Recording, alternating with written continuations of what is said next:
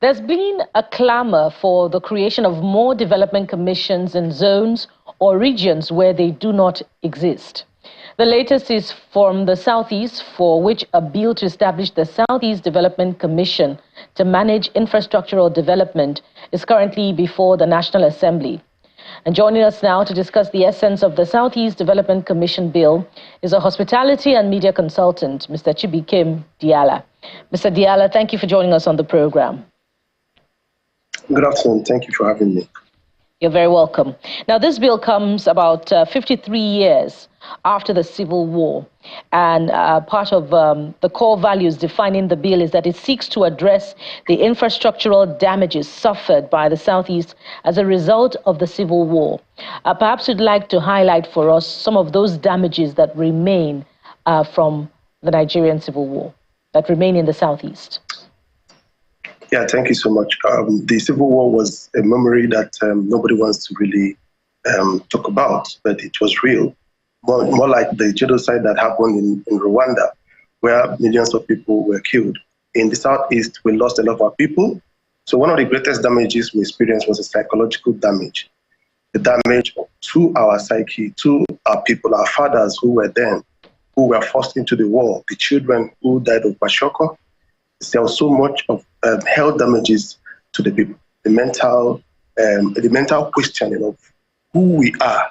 The greatest challenge was the fact that the Igbos, the Southeasterners, were forced to begin to doubt themselves. But by the grace of God and by the resilience of the people, they overcame that particular challenge. So because we know we are strong people, they are resilient people, they are people of character and the people of power. Secondly, there was a major infrastructural challenge. Remember that then, after the war was ended, every single property owned by the Igbos outside the Igbo land were confiscated. They were taken away by the government, and the people lost all. Academic institutions were brought down, religious institutions were brought down, the markets were brought down. So economy of the Southeast was brought down to the rubrics. And also looking at the road infrastructure. Beyond the things that happened during the war, what about after the war? From then till now, 53 years after, Southeast remains undeveloped. It remains challenged by corrupt leadership.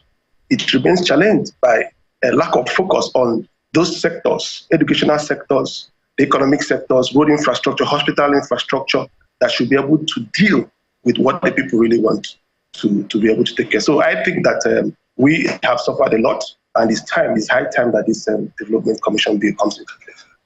You know, in spite of that, many would just say that the advocacy for this bill is just to fulfill all righteousness, because what is peculiar to the Southeast that is not already found in other regions of the country in terms of underdevelopment. So besides all of these that you have highlighted, that government is already addressing at the subnational level, governors of successive administration, what do you think that this bill is seeking to address in terms of infrastructure development in the Southeast? The truth is this: there has never been a consolidated plan or program towards the development of the Southeast with recourse to what happened during the war. Yes, subnational governments, the different states have been doing their projects, located projects, isolated programs, which has not helped to build the Southeast economy. So this bill, first of all, is going to seek towards harmonizing, for instance, infrastructural development needs of the region. Secondly, to also look at a consolidated political needs of the people. Thirdly, for instance, in the whole of the Southeast, the key roads that lead into the Southeast are all challenged. Is it the Port Harcourt Road? Of course, the governments are working on them. What about the rural roads, the agriculture, the tourism infrastructure? So a lot of these have not been attended to over the years. So we believe that with the Southeast Development Commission, just like you have the Niger Delta Development Commission, there's going to be a purpose vehicle that has the structure to properly address these specific needs, for instance, in agriculture, for instance, in tourism, for instance, in road infrastructure, health infrastructure, and most importantly, for instance, in security.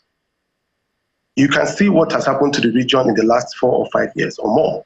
over these issues of insecurity.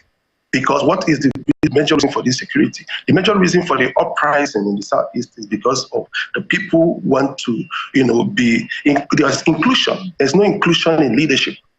It's difficult today for you to say you want to be president of Nigeria from the Southeast. It's almost impossible because of this same fact tracing from, the Civil War. And there's this belief that the Southeast is minor, but yet we are not. Man, it's a major ethnic group in Nigeria. So I believe that with the creation of this commission, you're going to have a special purpose vehicle.